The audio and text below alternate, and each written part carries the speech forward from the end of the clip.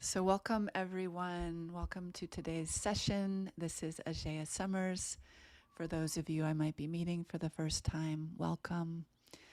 And the title of today's session is I want to explore and unpack some of the science behind core embodiment, how this practice came to be. Share with you all a little bit around the pilot study and some of the background of how this came to be.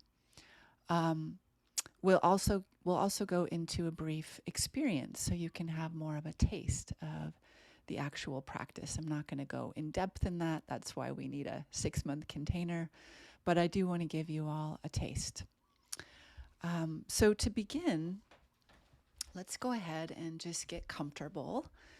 And I'm not going to lead a long meditation, but I do want to just support everyone in arriving and really letting yourself just take your seat, feel your sit bones in your chair. If you want to close the eyes for just a moment and let attention just start to come down and into referencing your breath. So I'll just take 3 spacious breaths in, generously allowing the breath to rise up from beneath you. And filling your core, filling your belly, your lungs, your heart. And exhaling and giving your body a sense of permission just to let go, to surrender into gravity.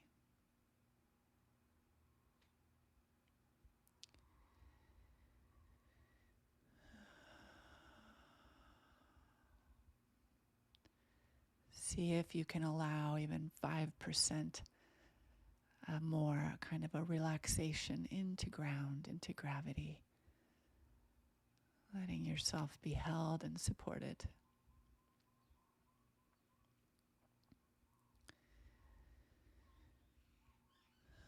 And just continuing to exhale, allowing any unconscious tension or gripping or holding to just surrender into the ground.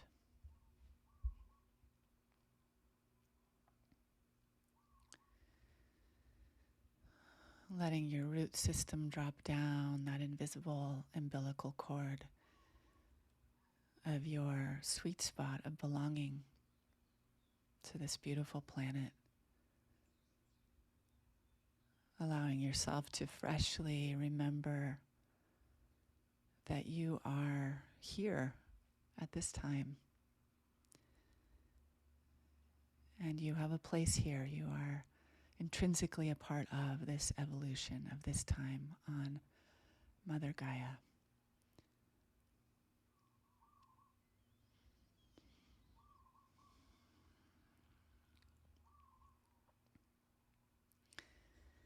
So if it feels true to you to just say under your breath your name and I am here, just acknowledging your full name and acknowledging you are here.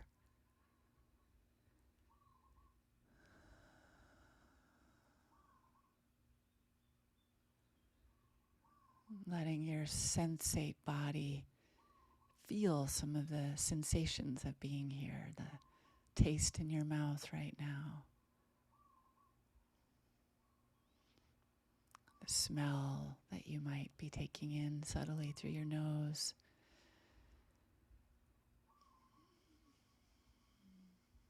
the sounds in your environment.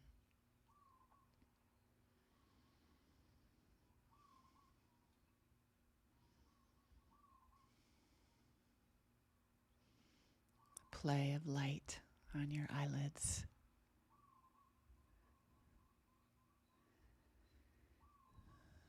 And also just feeling your skin body, feeling that 360-degree shape that you take up. The air touching your skin, your clothes, the contact with your seat.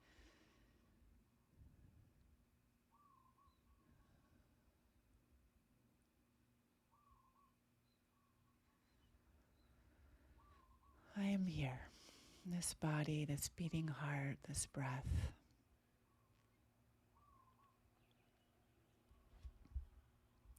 This mystery, really, of being me and being alive. So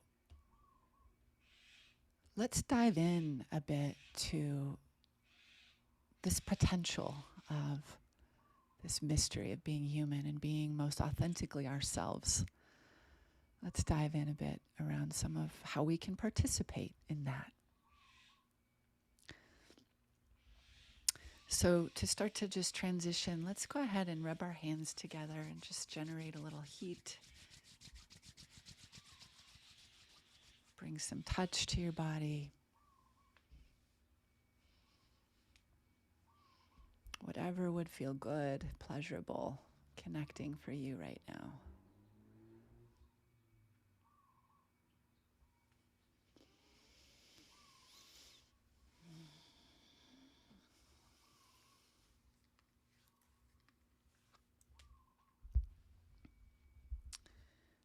And just slowly starting to allow a soft gaze, taking in the room once again.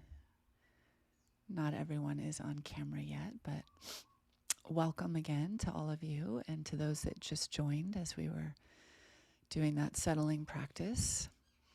Thank you so much for showing up live. A bunch of people registered, and there's always about half that show up live, so I appreciate you all making the time. So without further ado, I'm going to go ahead and just share a few slides.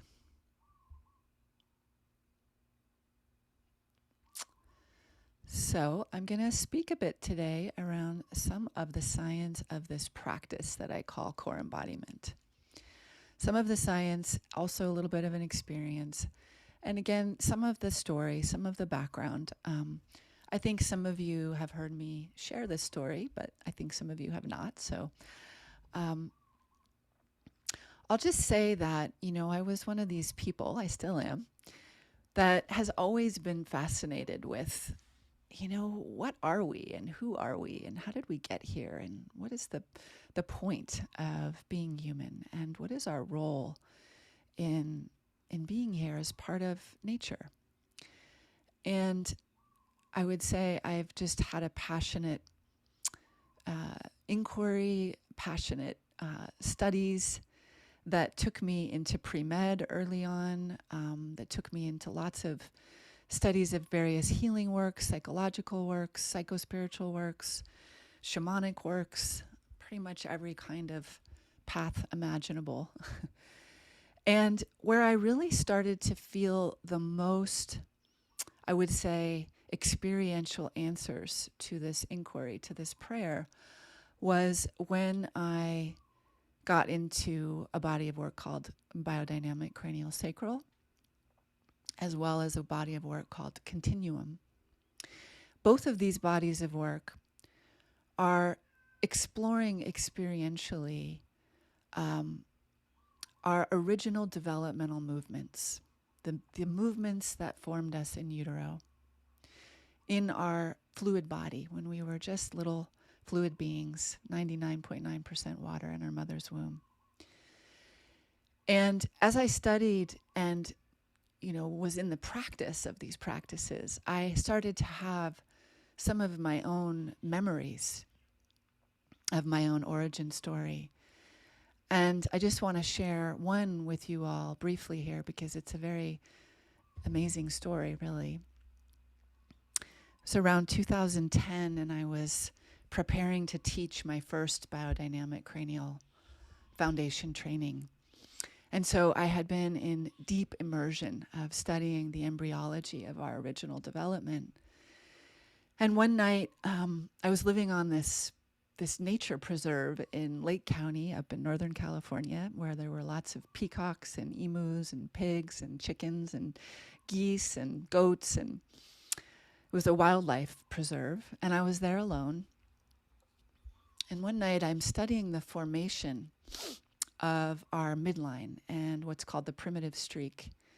This moment, a couple weeks after conception, where this bioelectric tone emerges through our little protoplasmic orb and sends out this electrical impulse that starts to create an ascending current and a descending current that the Taoists would call the microcosmic orbit. The yogis would call the Sushumna, or the chakra system. Some traditions would call this the subtle core. In embryology, we call it the midline. And I had an experience of remembering this moment in my own formation. And it was almost like the curtains peeled and I was being privy to just the miracle of life, like receiving the fingerprint of God.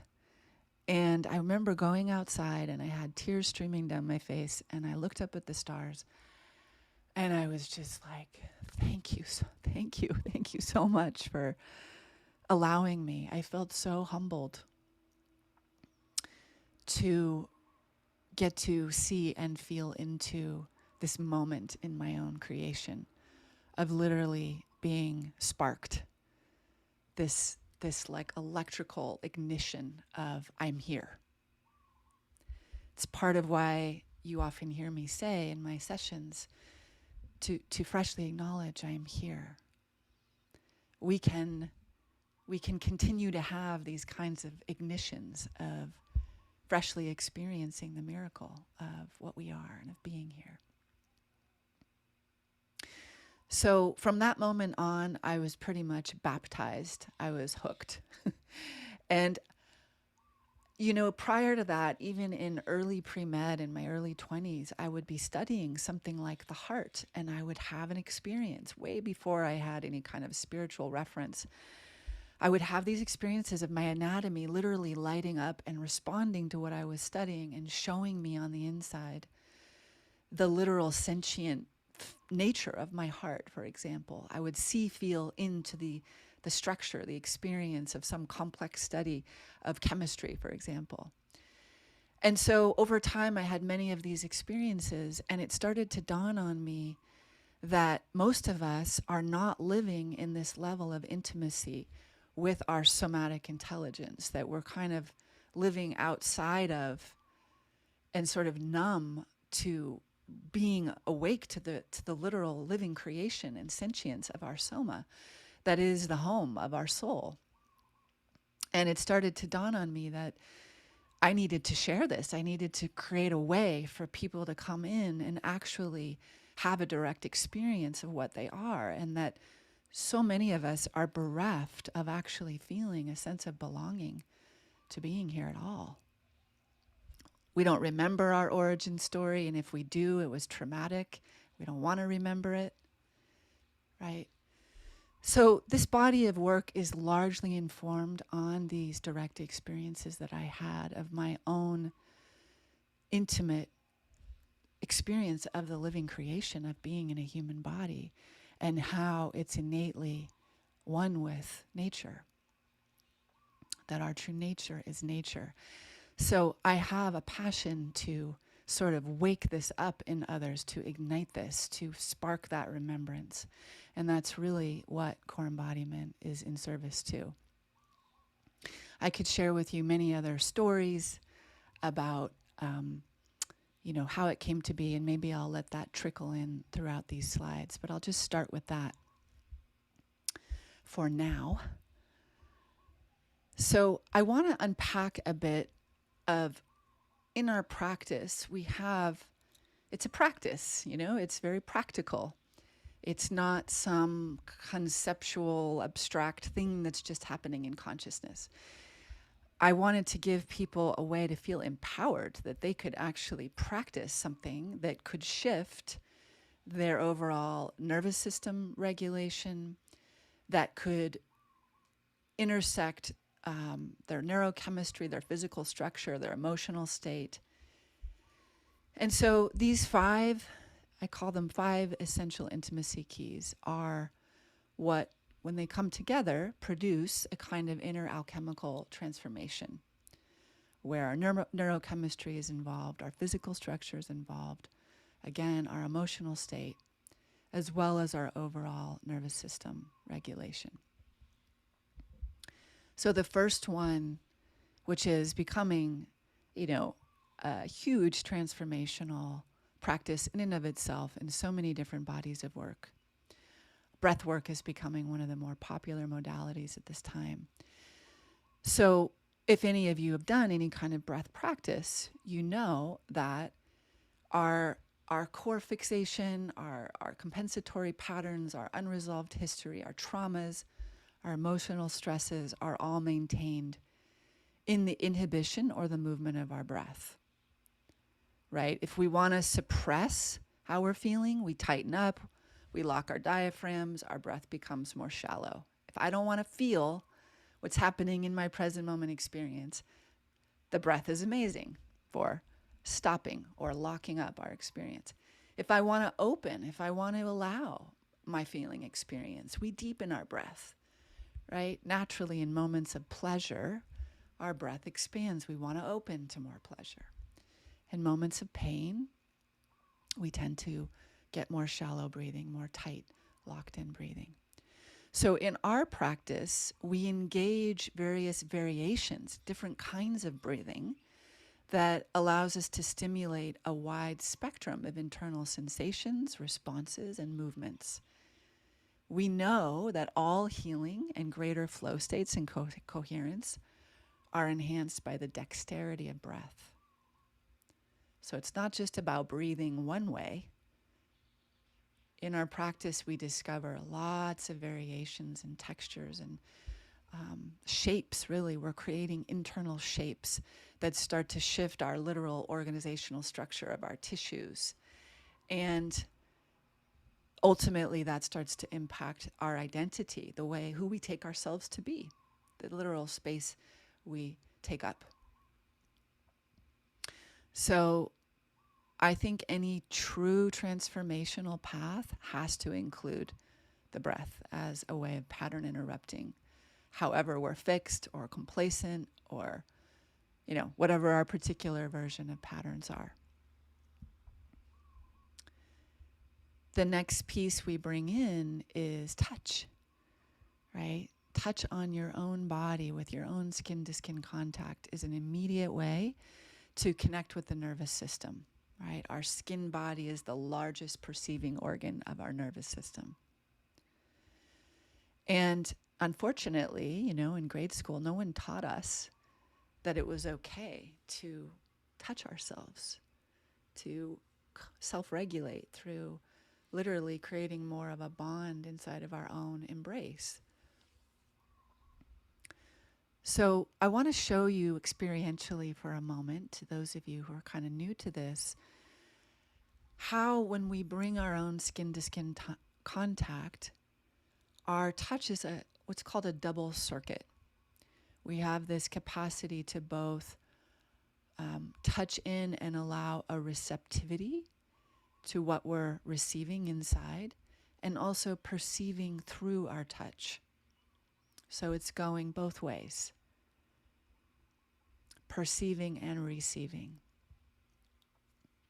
And when we bring a quality of curiosity and a deep sense of interest and relatedness to our touch, we start to open up this kind of inner alchemical space.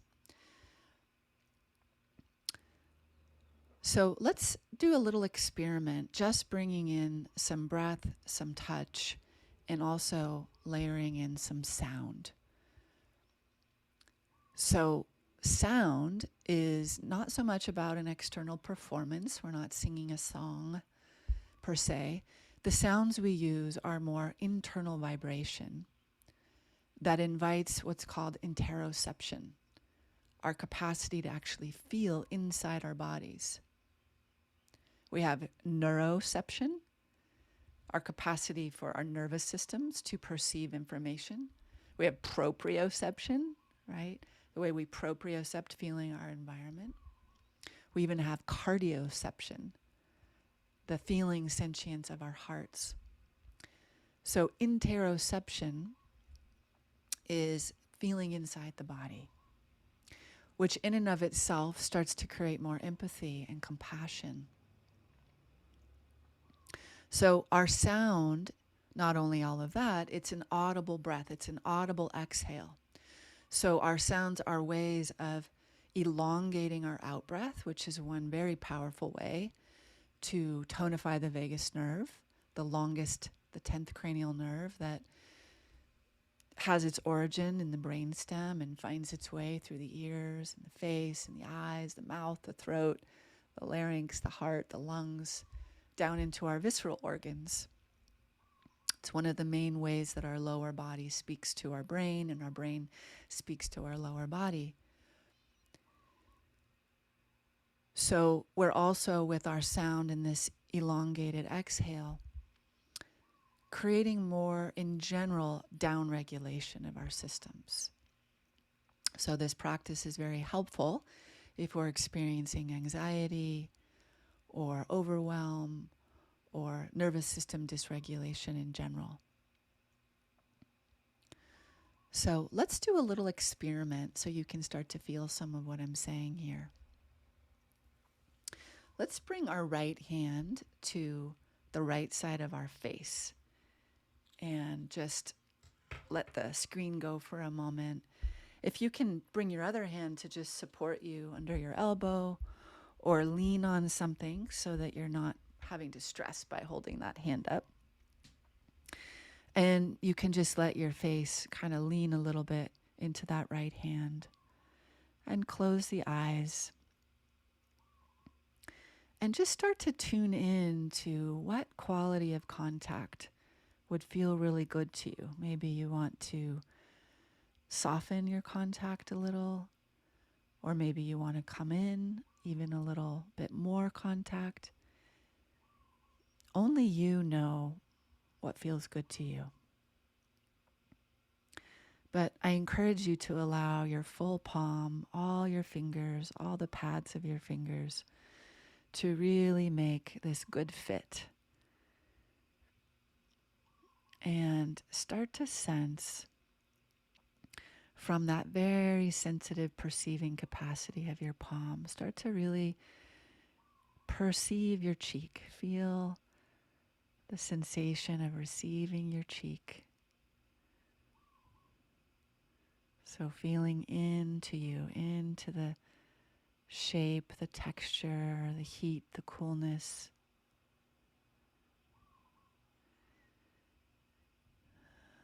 And then also feeling your cheek, receiving your touch.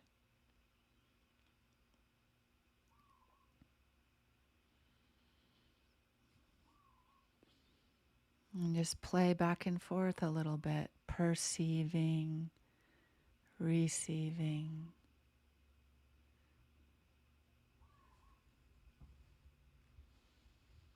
And you might start to sense already some heat being generated just from the skin-to-skin contact.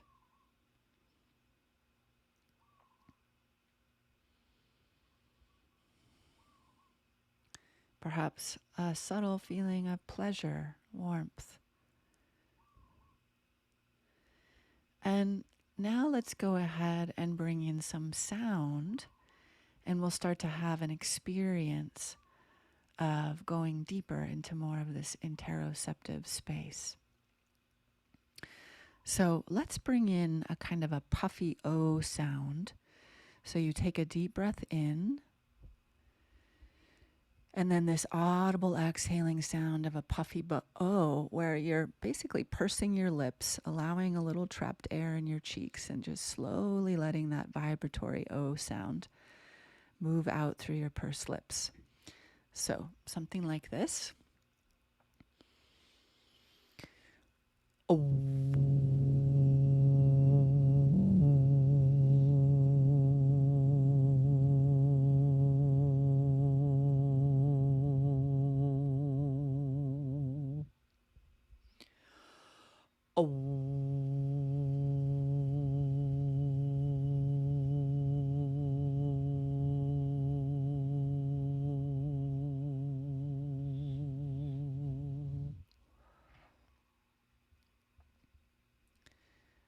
just going to stop the share for a moment so you can all see me a little better.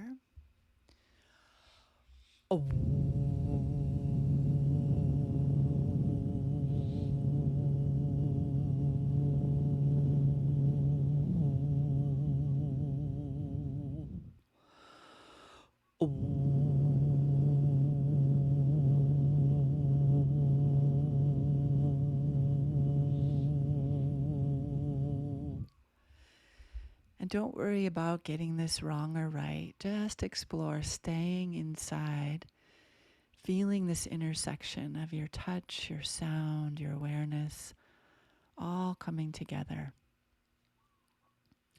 We'll just play with this a couple more times.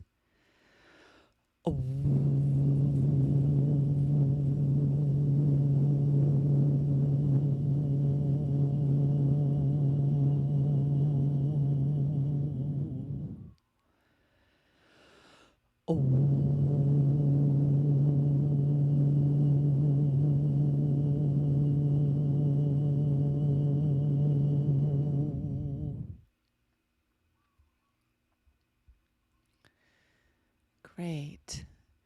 So then just slowly letting that hand come off contact, staying inside with you, and returning to your natural breath. And just noticing now, we'll have a moment of what we call open attention, where we're just sensing what's the response in the system. I just brought in this kind of intervention of my touch, my sound, attending, attuning. Notice if you feel a little more spaciousness in your breath, a little more capacity to breathe in. Perhaps a little more elongation of the exhale.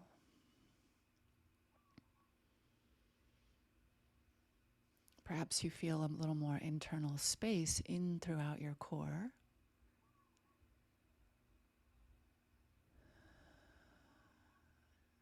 And you may definitely notice between your right and left side of your face some shift there. Perhaps the right side feels more hydrated, a little softening or opening. Perhaps that relaxation response on the right side is spreading through your connective tissues down into your right neck, shoulder.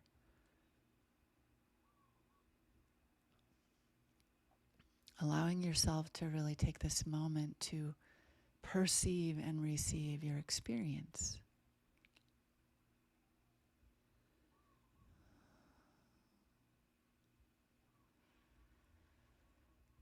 And allowing the breath to flow into any new spaces where you feel pleasure, openness, warmth.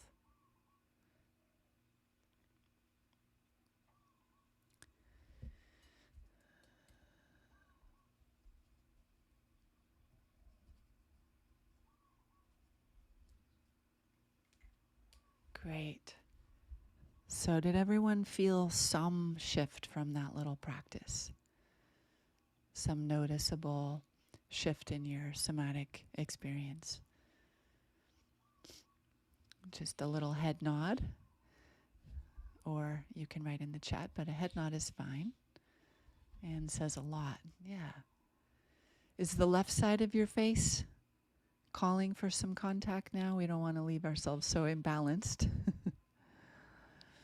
Elizabeth's asking, do you push from your diaphragm a little upon the exhale? You don't need to push anything. I encourage you not to overly push or effort. Just work with your natural lung capacity, breath capacity. Over time, it opens up. So let's go ahead and do the left side, just so we're not like lopsided here. So for this left side, take your hand off your face. Let's not move so fast. I want to invite us to actually go even slower and attune even more intimately. So take your left hand and actually gaze at it for a moment. Really receive, perceive your beautiful left hand. Our hands are such miracles, you know? give us so many blessings in this human experience. So really appreciating your hand.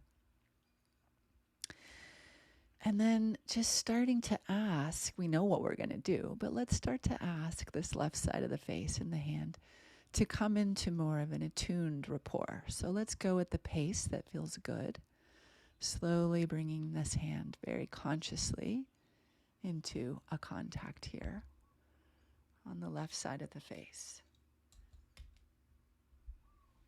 Great. And again, supporting this left side so you're not overstraining to hold your hand here. Maybe lean in a little bit. And closing the eyes and starting to again sense into your hand perceiving your face. We have these zillions of little nerve endings in the palm of the hand. Feeling in with every little finger pad. Perhaps you're receiving your face for the first time. Really feeling you. The shape, the contours, the textures. Bringing your breath into this feeling experience. And then again, sensing into your face, receiving your touch. This back and forth double current.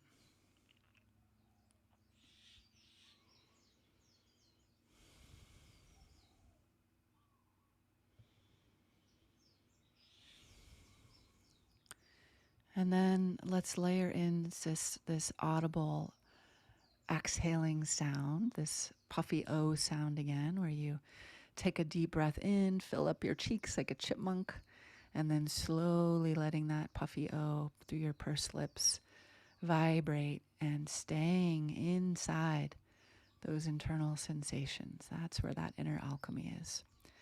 So let's explore this again. Deep breath in.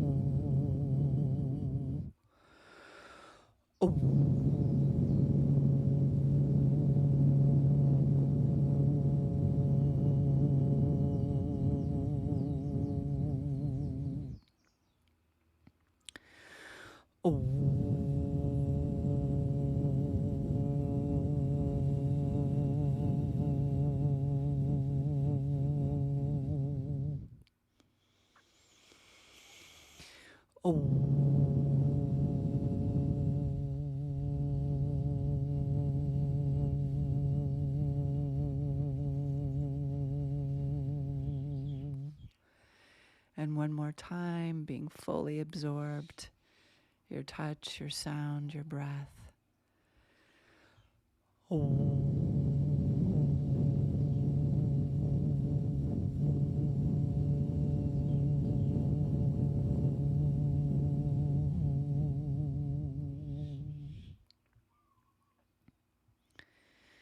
And when you're ready, allowing the sound to come to a pause. And just staying with any internal sensations of pleasure, spaciousness, openness, warmth. And we can slowly let that hand gently come off contact. Again, just taking a moment of open attention.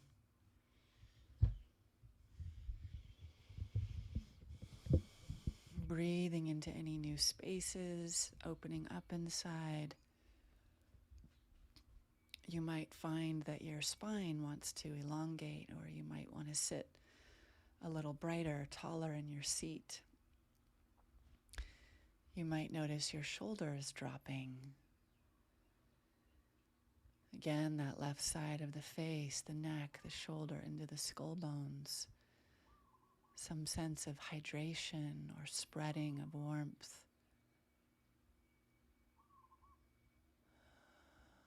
You might notice the jaw a little more open, unhinged.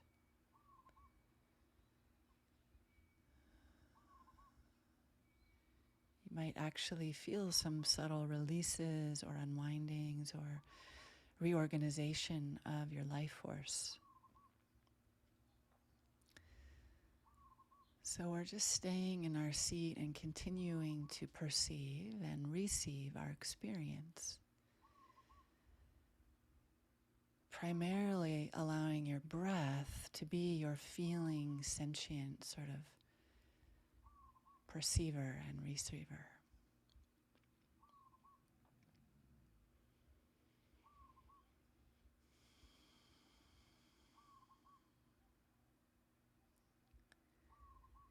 You might notice that you feel less solid and dense and fixed, and perhaps you feel a little more fluid or like micropixelated, a little more granular in your molecular structure.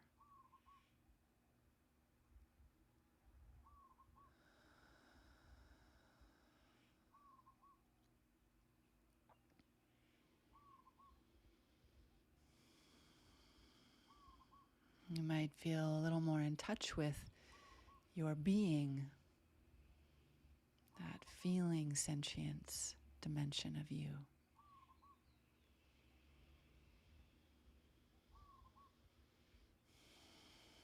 So let's continue to just welcome whatever little subtle shifts may be occurring inside. And I'm going to continue to move on with our presentation. Anything anyone wants to share, anything you noticed you want to share in the chat. I see some of you moving. Yeah, it starts to elicit a kind of a more intimate sense of what actually wants to happen in my system.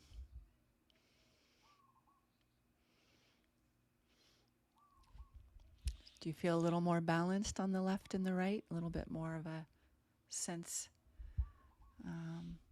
Elizabeth said it was harder to feel the receiving from the cheek than from the hand.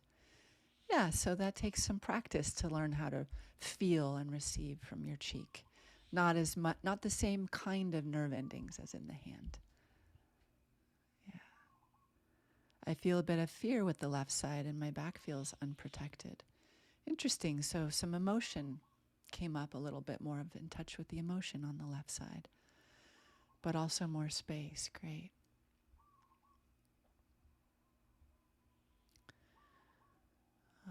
It's okay if you don't even know quite how to name your experience. I'm imagining all of you had some experience just from that little taste. Yeah. All right, so I'm going to continue. There's not going to be a test at the end of this class today, don't worry. There's no wrong or right of this.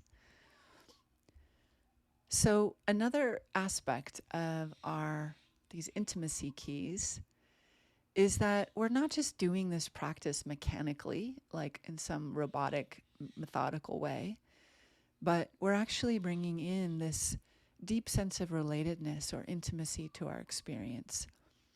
We're softening consciously around any hard or effortful or dense or numb areas. And we're allowing our touching and our sounding to be held inside of an awareness of curiosity, really genuine interest and respect for whatever's actually here in our experience. So often we have a pain or a tightness or a numbness or something we perceive as unwanted. And we tend to disassociate or go into what I call fix me, change me, which is really a kind of inner violence. So we're cultivating our heart's capacity to really be with. What we feel as love is being with, right? When you tell someone close to you you're going through something hard, it doesn't help if they try to fix you or change you. That's not what you're looking for. You're looking for someone to just be with you, right? To have some empathy. That's what lands as feeling loved. So we're learning how to cultivate this for ourselves, with ourselves. And allowing, you've all heard me say this word a lot, it's key. We're not forcing and we're not efforting, we're not pushing, but we're allowing the natural qualities, our innate love, our innate gratitude, our innate kindness, our innate forgiveness to start to be the holding ground that we can shift our inner climate again from kind of an inner violence to one of self-healing or eros. You heard me mention pleasure, orienting to pleasure. Eros is so often conflated with sexuality and romance, but I'm talking about something more primal, more innate. The natural eros and exuberance of coming alive and feeling the potential, feeling the ignition of what it is to actually be alive and in the symphony, in the dance of life. There's an erotic quality to it. So that's sort of the holding ground that we're starting to elicit. Lastly, what I want to name is that we start to ignite, some of you, I even saw this, this was just a teeny taste, right? In our core practice, we would spend about a half an hour locating different areas, really bringing our touch, bringing in particular sounds that are pattern interrupting the way we're breathing, the way we're holding ourselves there. And what starts to happen over time is we start to elicit intrinsic movement, fundamental movement motifs that were there in our origin in utero, metabolic movement motifs, which are wave motion, spiraled motion, limnoscape, infinity motion. They're called distusion fields. They're the metabolic movements that literally form us. So to form bone compared to connective tissue, compared to forming liver cells, compared to forming heart cells, compared to forming muscles, these are all different kinds of tissues. And the way these different tissues are formed is through metabolic movements that's happening largely in our fluid system. So we start to actually shift our organization, our bodily composition, and we start to free up our central channel through our practice, which is the home of our chakra system, our subtle core, our three main oscillating centers, our head, our heart, our hara. It's also where, again, we start to tap into these very organic movement motifs. And at the same time, we're participating in the dissolve of our defense structure, of that more conditioned, I think of like our cultural anatomy, we would call it in continuum. The way that the culture has sort of infiltrated or encrusted our movements, right? These days we do so much sitting at the computer, in our cars, looking at our phones, and in training with this more digital kind of movement. And we are often losing contact with organic movement. So this is one way we can start to shift that trance and wake up and sort of reignite our intrinsic movement and our organic connection as nature. So what happens is, as the body becomes less dense and less armored and less mechanical, we start to experience more of what we call our fluid body. And we tap more into wave motion. And this isn't just physiological. This is also where our particular nervous system identifications, habits, patterns are stored. Our traumatic memories are stored. So we actually start to state shift, not only physiologically, but our very identifications and our identity itself, who we take ourselves to be, and our various ways of relating, our capacity to relate. It's all stored in our tissues. So this is a very powerful way to bring on the art of self-renewal, to elicit more creativity, to drop out of the head and our dysregulated nervous system and start to tap more into our original intelligence and really our innate connection to the planet. right? I could go on and on and on about this. There's a lot to this subject. Again, it's very experiential. I do want to mention that in core embodiment, in the core practice I teach in the 6-month program that's coming up, I don't teach this practice anywhere else in any of my other containers because it's a very profound alchemical transformation that one goes through, and I need to have a strong container to hold people through it. We primarily focus on the gut brain, the heart brain, and the head brain. We go in depth into the anatomy, the physiology, the esoteric anatomy and physiology of these primary seats of consciousness that are also the 3 biggest, what are called biologically oscillating centers in the body, meaning they have the biggest electromagnetic fields. Your heart has the biggest electromagnetic field.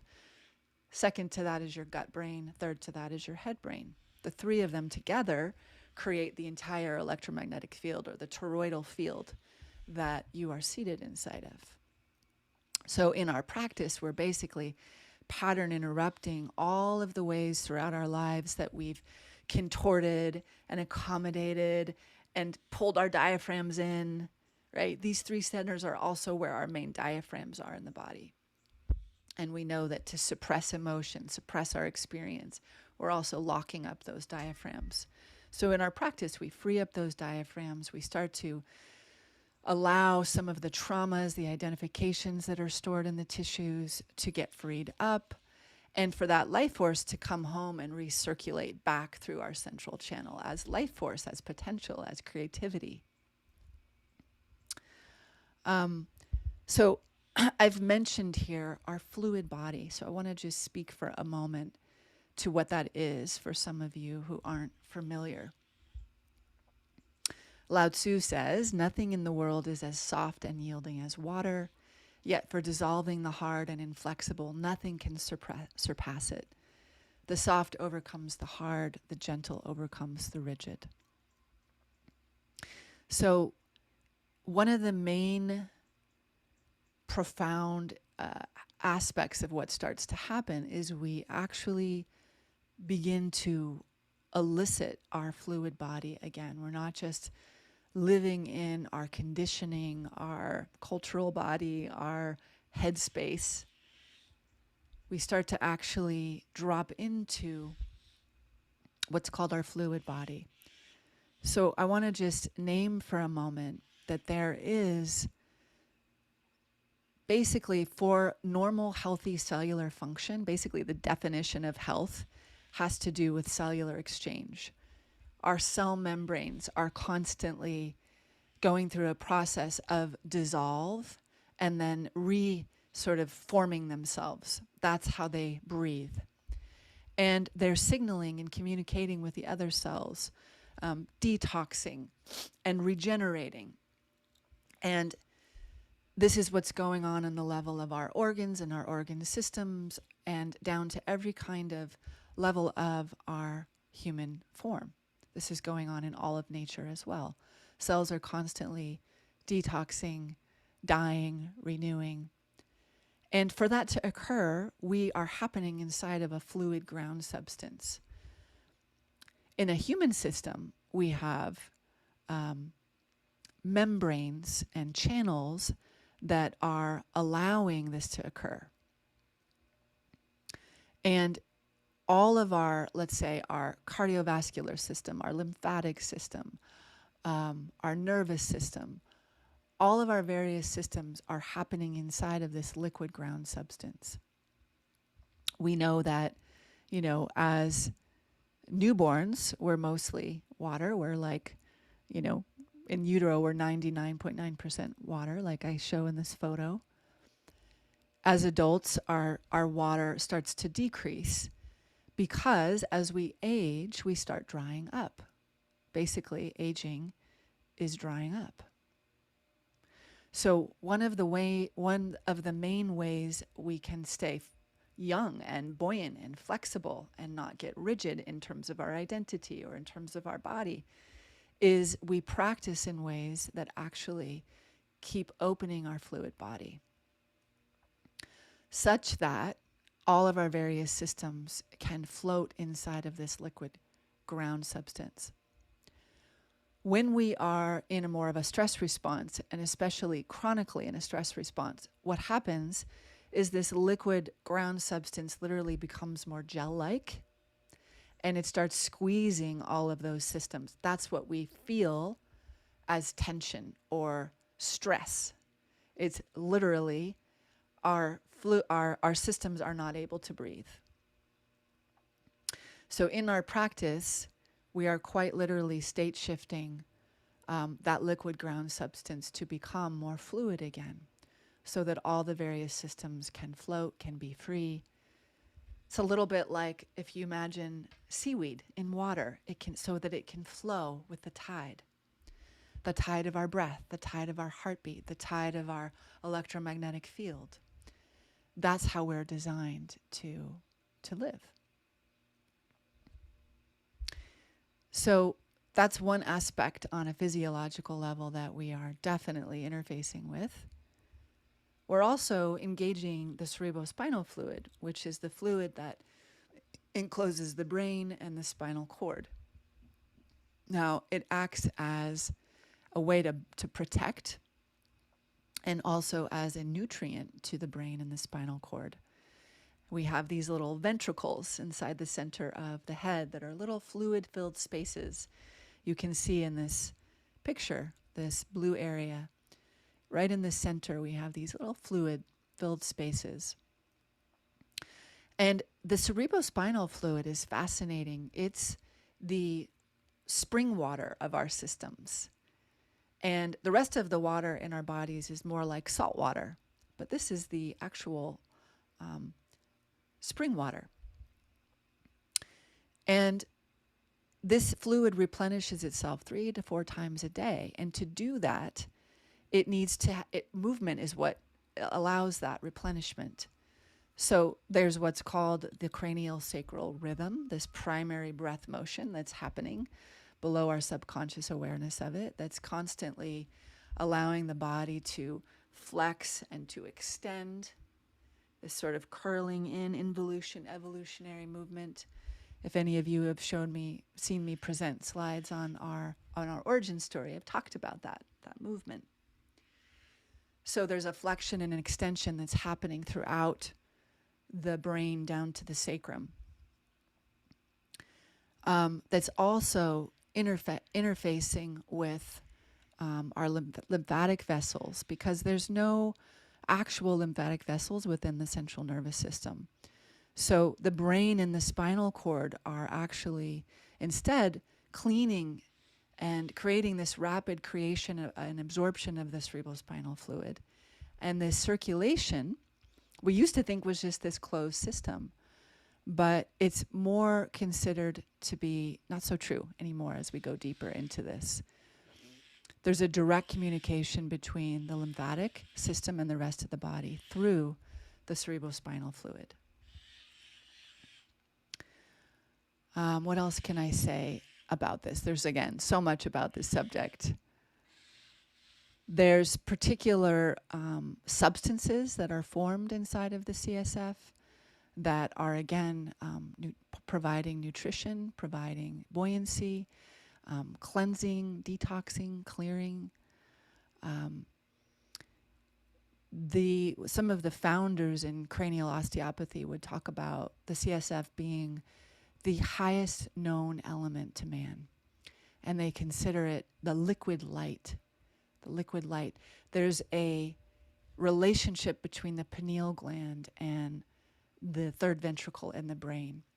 And in our core embodiment practice, we're literally working with the breath, working with our sounds, working with this intrinsic movement in a way that we create what's called an induction field, where we start to charge the cerebrospinal fluid. We're actively participating in what it's already doing. And in that way, we start actually accessing the pineal gland and lighting up those higher brain centers. If we don't engage consciously in conscious practices to involve ourselves, the CSF can get stagnant. So it's important to find practices where we can actually participate and keeping that fluid vital. And in general, keeping all of the fluids in our system vital. So I put this little quote on here from Jim Jellis, who is one of the founders of biodynamic cranial osteopathy, where he says the geometric configuration of the human body, as well as the metabolic processes, are present before the central nervous system develops. The innate wisdom is not contained within cellular structure. The original design and function is in the fluids of the embryo. The forces of embryogenesis become the forces of healing in adults. So part of what he's speaking to is that in our practice, we're going below the nervous system. We're going into that space of that original potency of the fluids of what originally created us. I think this is a very unique aspect of working with nervous system regulation and trauma healing. I don't hear any other fields really talk about this level of relating. So again, that's a subject that takes time to open up and have more of an experience of. I want to I'm going to stop my screen share for a moment. See if there's any questions or anything anybody wants to name.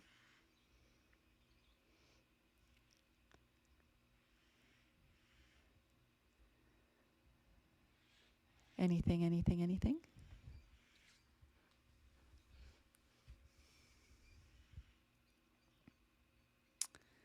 Making sense? Landing? All right. So I realize we're at the top of the hour. If you all would like to stay another 10 minutes, I could also just show you briefly the pilot study that I did on this practice. So you can, that little science part of our brains that likes to understand why I talk so much about flow state, how this practice elicits flow state. Let me just go ahead and pull up that pilot study. And those of you who need to go, I understand. Those of you who would like to stay, you are welcome.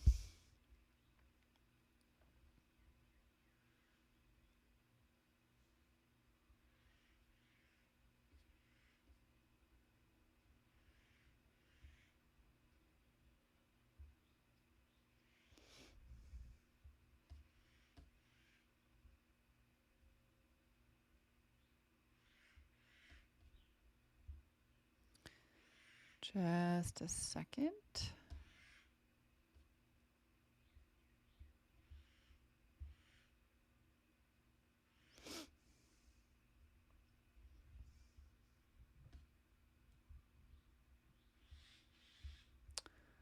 Okay.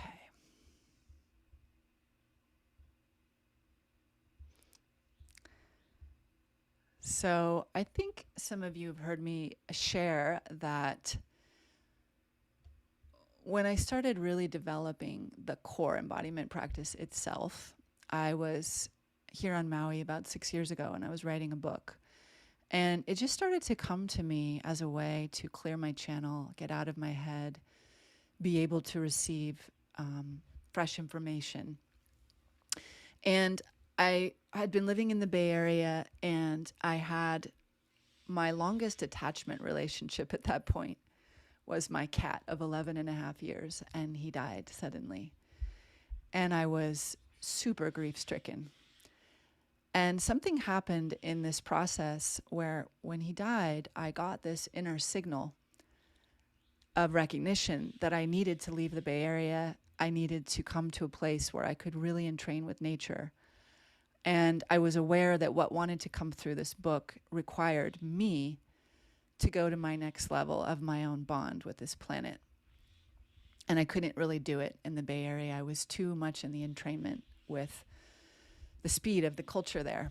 So I came to Maui.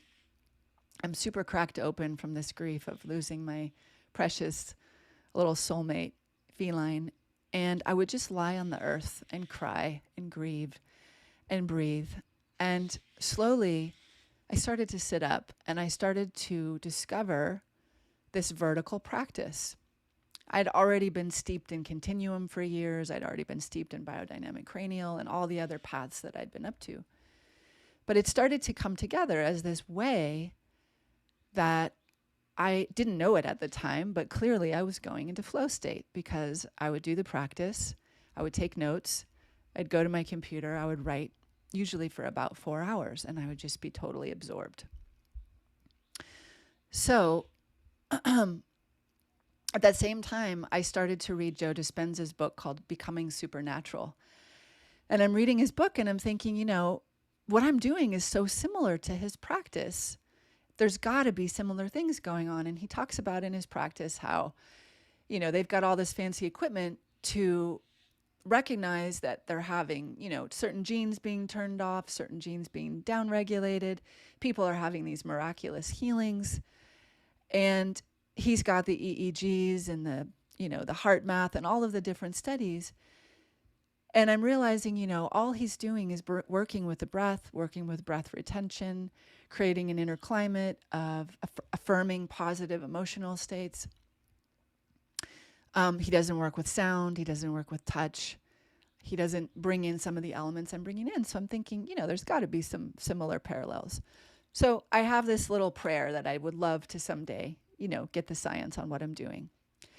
But all I know is I'm having a powerful experience, and I start sharing it with my students and with my clients, and they start having powerful experiences. So fast forward to 2021, I met a woman from Future Design Station Life, and she does these kinds of pilot studies. So we went about doing this little collaborative pilot study, and we used an EEG device that can give you neurofeedback for measuring. In this study, we were measuring specifically coherence and flow states. We could have been measuring equilibrium, presence, identity, various things, various metrics. I had a feeling that this would test high in coherence and flow. And so we went with that. And we did a series of studies over a year where I would basically share my core practice on the people who would wear the EEG. And we had this consistent readout of this metric where basically it tested very high in flow and in coherence. So I'm showing you here on the left this little diagram of the practice where we're circulating the cerebrospinal fluid, we're charging that field, we're creating that induction field, we're basically lighting up the toroidal field, that upward rising ascending current, that downward descending current.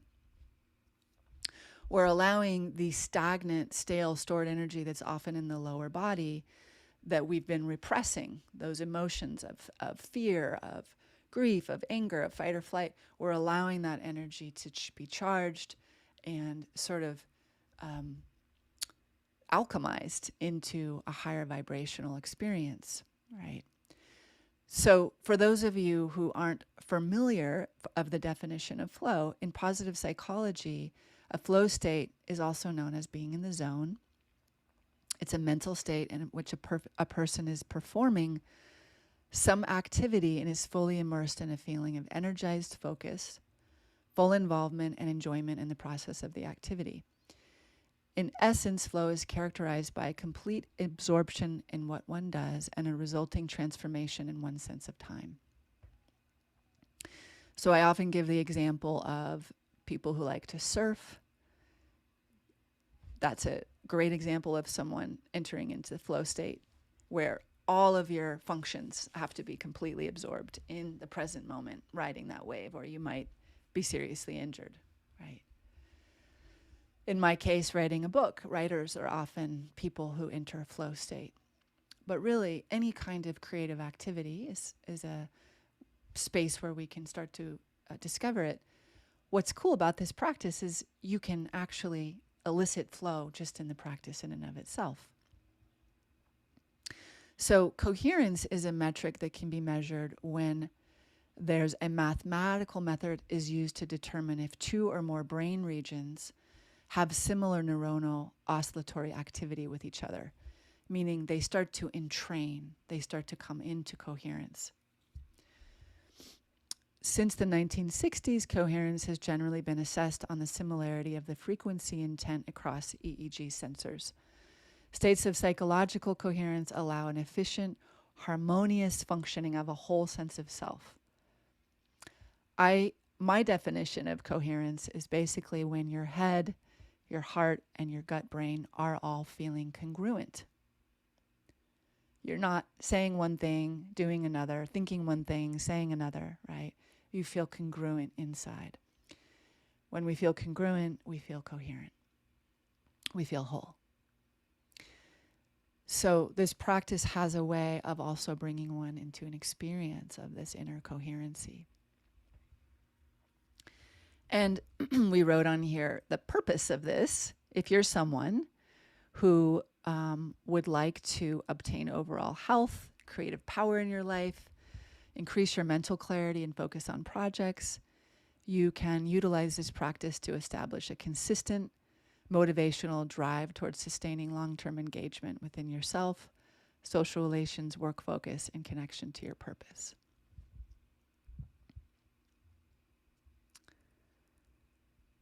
So this is just a little readout of some of the brainwave states from the study. What it shows is that in the intervention, meaning the practice itself, there was a shifting of brainwave states from a lower to a higher level of coherence and flow. And this graph is showing a balanced state of flow and coherence, resulting in maximum creativity and focus. I'm not an expert on reading these graphs, but I trust that my friend who did this study is. Just going to keep moving along. This is another depiction of the graph of a readout from the study. It also showed in the study that after the intervention, after the practice, that people in general were more centered after being engaged in the practice for at least 30 minutes afterwards. My experience is that it's longer and that over time it's cumulative. The more you practice daily, the more cumulative it starts to rewire your system.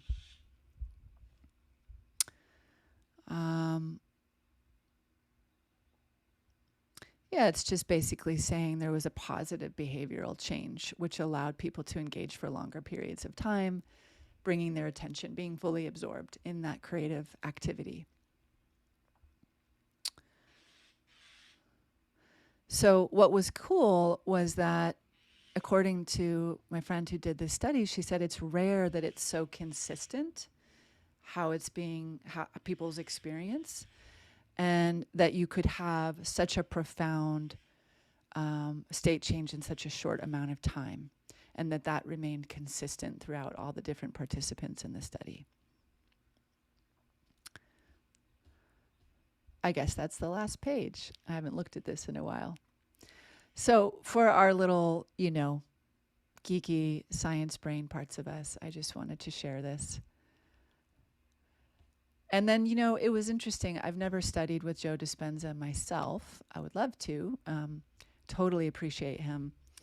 But recently I had an opportunity of sharing my core practice with someone who studies with him. And he said, wow, it's so similar where I'm going internally, only in a much shorter period of time. So that was kind of cool to get that little feedback as well. So any questions? Thank you all for hanging in a little longer. Any questions or anything anybody would like to share? Elizabeth saying, how can you achieve flow state during normal, undesirable chores at home like dishes, cleaning, etc.? Well, one of the things that I've noticed is that part of entering into flow is you have to actually want to do what you're doing. A big wave surfer is not going to go out because they just think they should. They want to do it, right? I'm not sitting there writing a book because I don't want to. I want to. So I think you have to find the part of you that actually wants your home to be clean, right? And then maybe you might be able to access flow state as you're doing the dishes and all the things, right? If you can be completely absorbed and not resisting what you're engaged with and actually finding some desire for that. The end goal, right? To have a clean home. Any other questions or shares or anything anyone else would like to bring? Yes, Kevin. Thank you. Yeah, it's probably much too big. um, so how do I bring this down to earth a little bit more? I've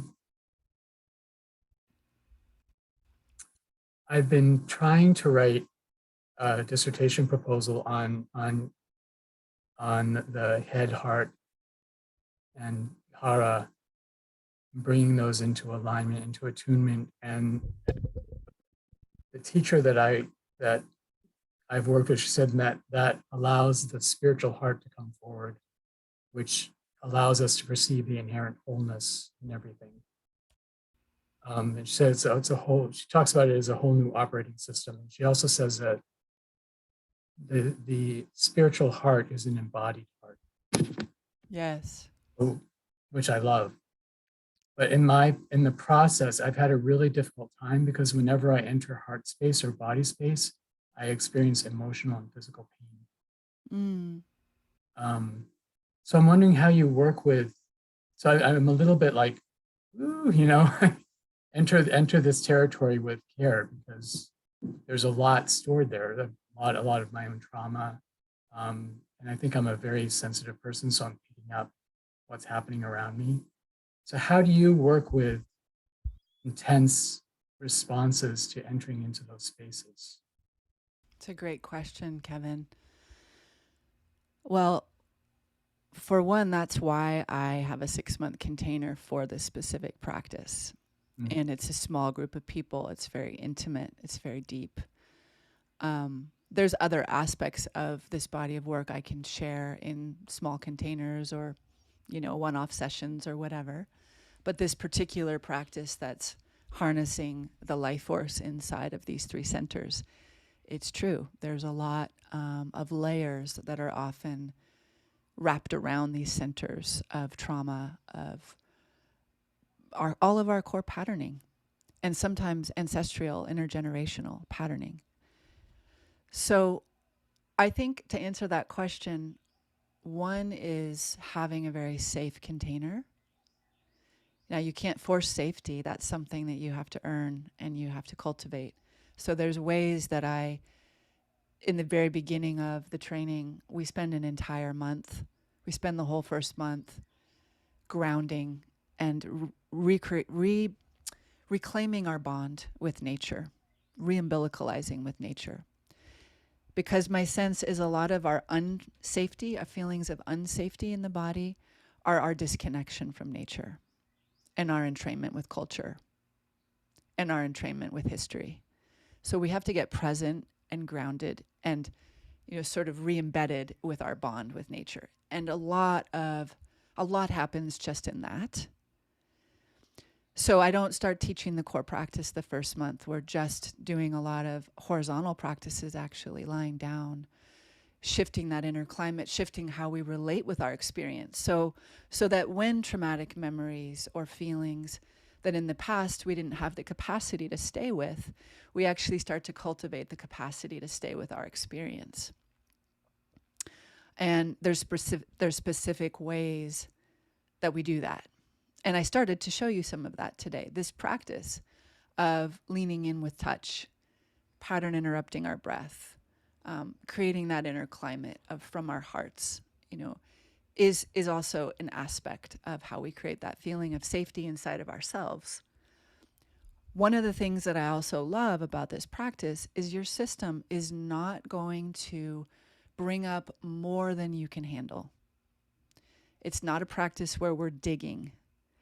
We're actually allowing, and we're not going for catharsis. We're actually allowing a more of a melting or a dissolution of our defense system. I think practices that are about catharsis and digging and prodding and, trying to get to the bottom of things and all that, that's where you really can re-traumatize the system and bring up more than you can handle, and you re-traumatize yourself. So it's a lot about going slow, slowing down, and starting to learn how to stay with your experience at a pace you can. So I would say, that first month is a lot about learning how to reassociate if you have patterns of disassociation, or whatever your particular flavor of coping mechanisms are that keep you out from feeling. And then the second month we go into cultivating the hara. And what I see also is that most of us in Western culture don't have much of a relationship with our hara. And a lot of our feelings of where we've been bypassing, blocking, cutting off from our human experience is all held in the lower body. So again, we have particular sounds and contacts and movements and ways of starting to slowly allow the whole base and root and hara to start to, I think of it like thawing. It's like what's been frozen in time starts to feel safe to thaw and to open. And then that life force is gently, slowly starts to be freed and can start to circulate. And then there's a natural way in a way, it's like we fill up. We start to fill up with more potency. I think part of why often we can't handle staying with some of our difficult emotions and traumas and history is we don't actually have enough potency in the body. We're not vital enough. So the whole first and second month are actually about growing potency. And I encourage a lot of rest. It's like really unplugging from this whole cultural entrainment of go and do and rah and actually getting the system, the nervous system, more tonified so that we actually can generate some vitality, some potency to meet our experience. Then we go into the heart and we start to access, like you said, more of our true nature, our embodied heart as our true nature. And there's a lot of resources there. A lot of our authentic capacity to perceive, to access truth, the parts of us that we've maybe been denying or just not honoring start to come home. And there's a lot of vitality in the heart. So we spend a whole month cultivating the heart center. And what I notice is that over the 6 months, there's enough time to go slow enough that eventually that potency just starts to move organically to where it can open the head center and then the whole circulation. And when we come to the head center, I think of it like prior to that, we're in the ascending current. When we get to the head center, we start to allow the descending current, which is really the current of receiving our inherent self-worth. And there's a way that it starts to stabilize the entire system from the bottom down. And then that whole toroidal circuitry starts to become more available. Now, for some people, it might take longer than 6 months, but I call this the foundation because I'm aware there's more, and this is a good foundation to really create that inner coherency and an intimate relationship with these different seats of intelligence, and start to live from there so that we can trust our inner guidance. We can trust a kind of perceptual integrity. Because when we're living in dissociation and fragmentation, we can't really trust our perceiving capacity. It's too fragmented, right? So yeah, Kevin, I hope that's somewhat of an answer. I think slow, creating safety, allowing more potency, vitality, And there's something, because a lot of our traumas happened in a relational field, a lot of the healing happens in a relational field. So that's also a component of having a container.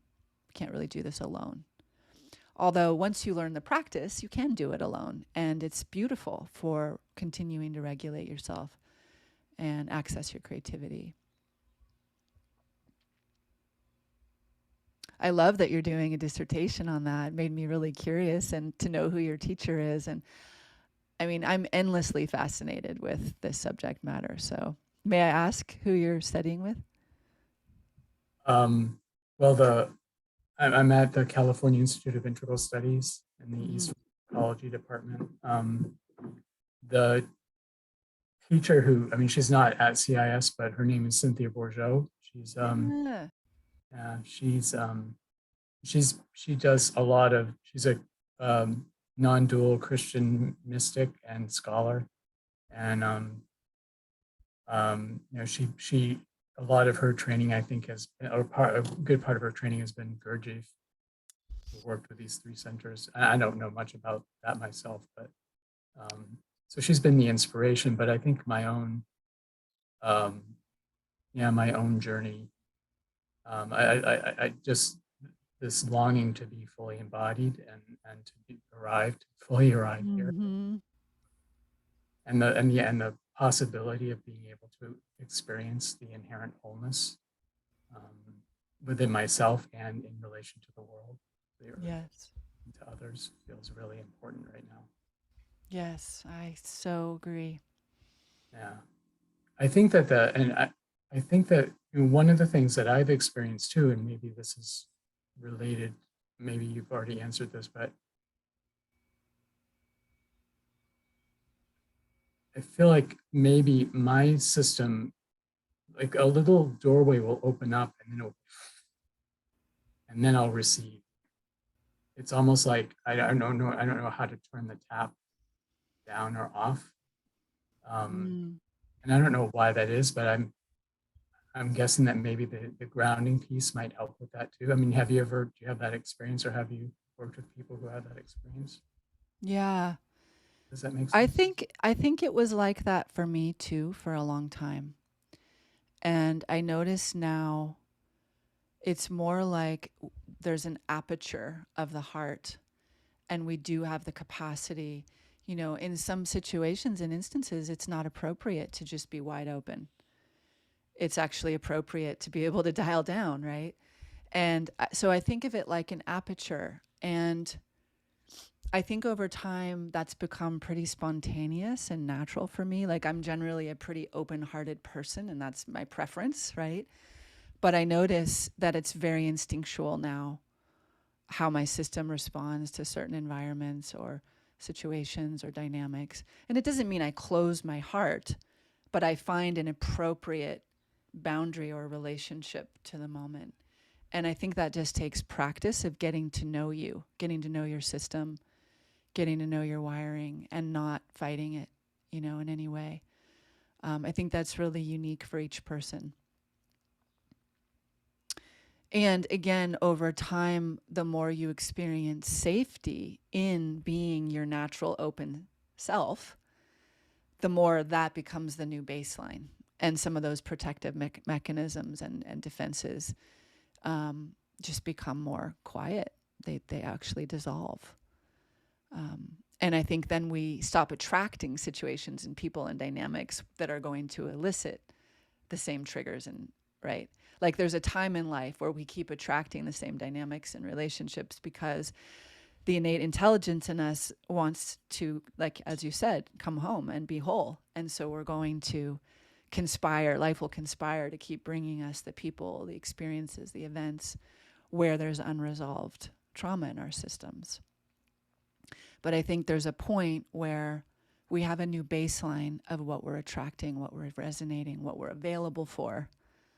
And we start to learn and grow and evolve really more inside of flow. And that's really what I'm so passionately out there, like holding the torch for, is that we don't have to just keep learning and growing through recapitulating the old trauma. We actually can participate and start to learn more through flow state. And I really feel like that's like the new paradigm. That's where we're going.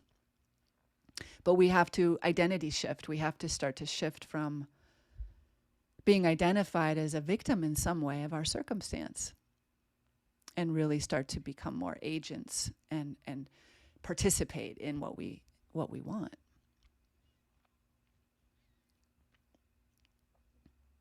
Yeah, thank you, Kevin. Obviously, super fascinating subject, and I love Cynthia. I love her.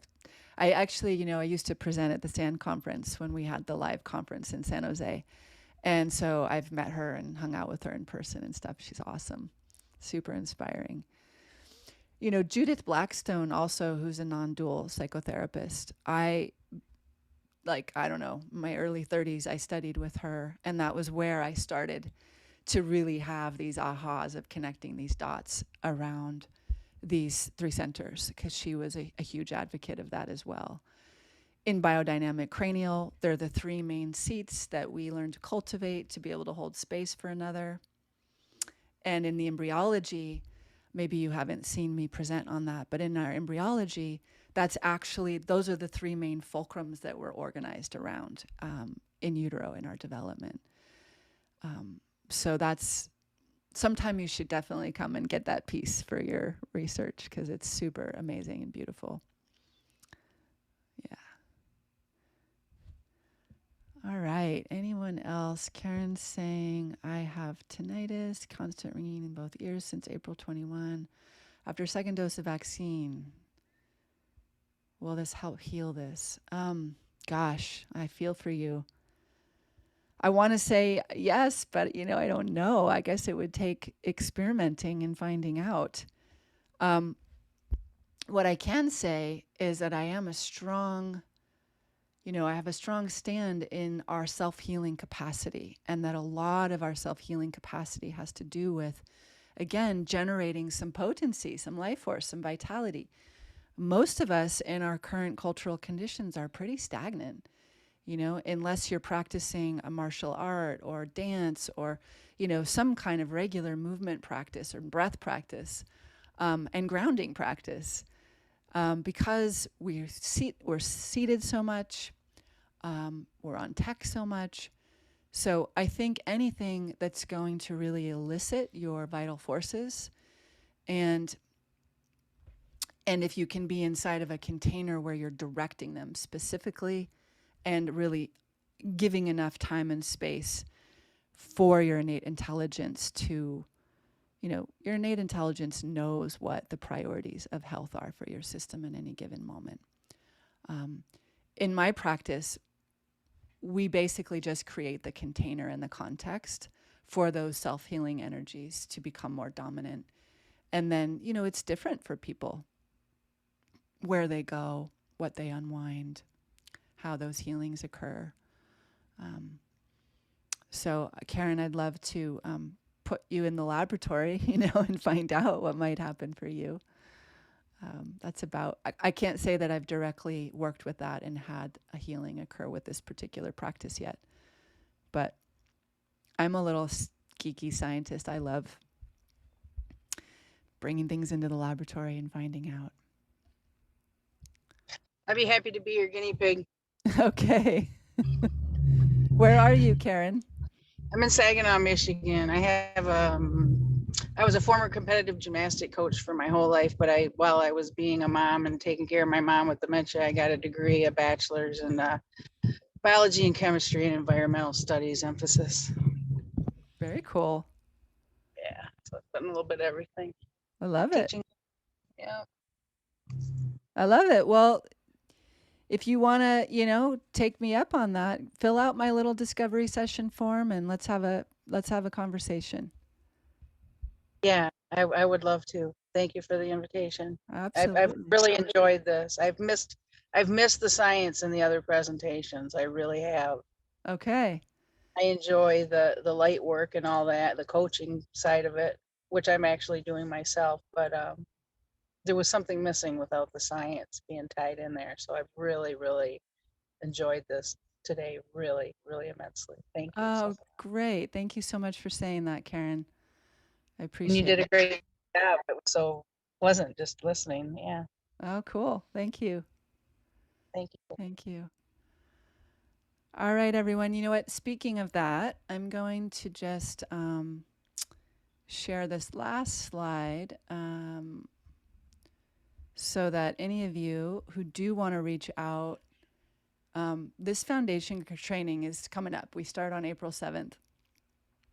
So this is the URL to check out the page, a little more details about the course, the modules, what we're up to.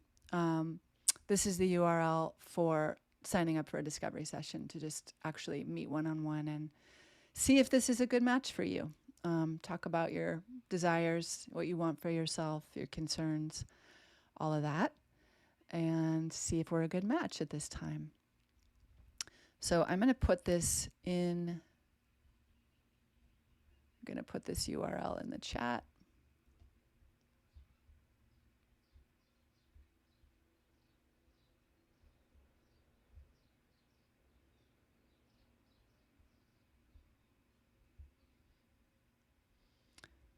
Sorry, there we go.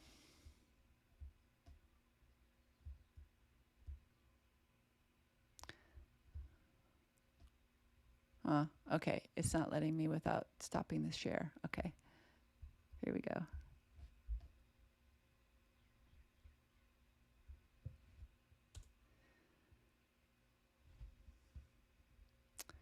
And I've been obviously including these in my recent emails, so don't worry if you're not getting it down right now, but let me just put in here real quick that discovery session.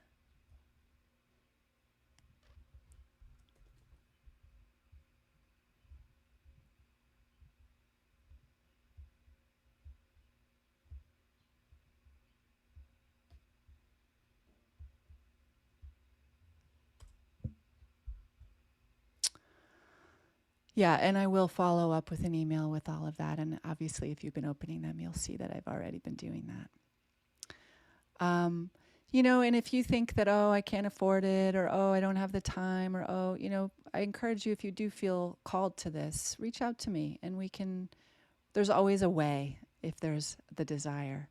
And my main criteria is just working with people who really want this.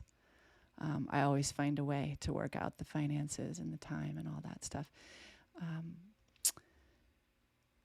All right, did everybody get that down? Cool. All right, thank you so much for your attention with me today. Really grateful for being with you all in person. Hope to share more of this actual experience with you. This was just more, again, of the science, but there's an experience that's quite beautiful. All right. Much love and take good care. Thank you, Ajaya. You're so Good, Jaya. welcome. Bye. Thank you.